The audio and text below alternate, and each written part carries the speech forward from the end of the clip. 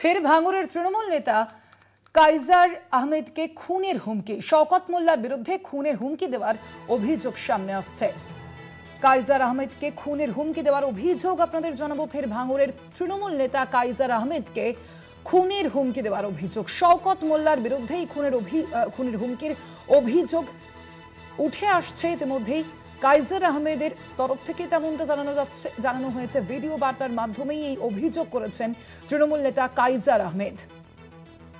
আরো একবার প্রকাশ্যে ভাঙড়ে তৃণমূলের গোষ্ঠী কন্দন। আরো বিস্তারিত জানবো, ফোন লাইনে রয়েছেন প্রতিনিধি জাহাঙ্গীর হোসেন। জাহাঙ্গীর, ঠিক কি অভিযোগ করছেন কাইজার? দেখো, কয়েকদিন ধরে ভাঙড়ের রাজনীতিতে গোষ্ঠীদ্বন্দ্ব বারবার সামনে আসছে। তার কারণ হচ্ছে কয়েকদিন আগে কাইজার আহমেদের দলীয় কার্যালয়ের উপর হামলা, তার বাড়িতে হামলা।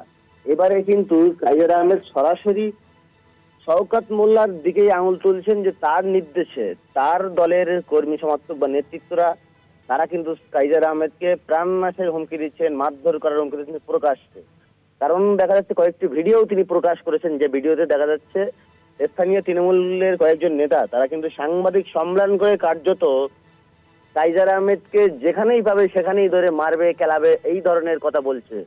এরই পরিপ্রেক্ষিতে ভাঙড় থানাতে মেল করে অভিযোগ দায়ের করেন কাইজার আহমেদ। শুধু কাইজার আহমেদ না, পাশাপাশি আরাবুল ইসলামের নামেও কিন্তু হুমকি দিচ্ছে। কারণ বর্তমানে আরাবুল ইসলাম এবং কাইজার আহমেদ তারা দুজনা এক হয়ে শওকত মোল্লার বিরুদ্ধে লড়াই করছে। আর যার কারণেই কিন্তু বিভিন্ন সময় দেখা যাচ্ছে তৃণমূলের একটা অংশ তারা কিন্তু প্রতিনিয়ত বিভিন্ন এলাকায় সোশ্যাল মিডিয়ায় তারা বক্তব্য রাখছেন কাইজার আহমেদ আরাবুল ইসলামকে মারার। এই পরিপ্রেক্ষিতে কাইজার আহমেদ, সামনেই পশ্চিমবঙ্গে বিধানসভা নির্বাচন রয়েছে, তার আগেই যদি এই ধরনের গোষ্ঠীদ্বন্দ্ব হয় কিভাবে সামাল দেবে জেলা তৃণমূল নেতৃত্ব? তাদের বক্তব্য কি? একেবারে কিছুদিন আগে জাহাঙ্গীর খান একটি জয়নগরে একটি সভা থেকে যখন বক্তব্য রাখছেন যে তিনি জেলার অবজারভার, জেলার দায়িত্ব পেয়েছে, এই বক্তব্য রাখার পরেই কিন্তু তৃণমূলের একটা অংশ তারা কিন্তু আনন্দই ফেটে পড়েন।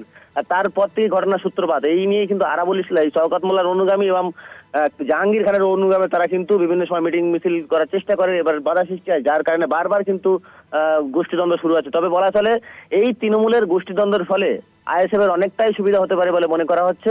কারণ তৃণমূলের বর্তমানে যা পরিস্থিতি, সেখানে মিটিং মিছিলে যেমন বাড়ছে, পাশাপাশি একে অপরের বিরুদ্ধে কটাক্ষ ছুড়ে দিচ্ছে, যেখানে তৃণমূল আইএসএফ তারা কিন্তু এই সুযোগটাই কাজে লাগাচ্ছে। তবে তৃণমূলের উচ্চ নেতৃত্ব তারা কিন্তু ভাঙড় বিষয় নিয়ে মুখ খুলতে নারাজ। কারণ বিগত দিনেও দেখেছি ভাঙড় যখন বারবার উত্তপ্ত হয়েছে, শাসক দলের উচ্চ রাজ্য স্তরের নেতারা তারা কিন্তু নীরবতা পালন করতো, যার কারণে কিন্তু সেই সুযোগটাও কিন্তু আইএসএফ বিগত বিধানসভায় কাজে লাগিয়েছে। এইবারে ঠিক তাই 26শে বিধানসভা নির্বাচনের আগেও তৃণমূলের যে গোষ্ঠীদ্বন্দ্ব প্রকাশ্যে আসছে, এখনো পর্যন্ত তৃণমূলের রাজ্য নেতৃত্ব তারাও কিন্তু নীরবতা পালন করছে।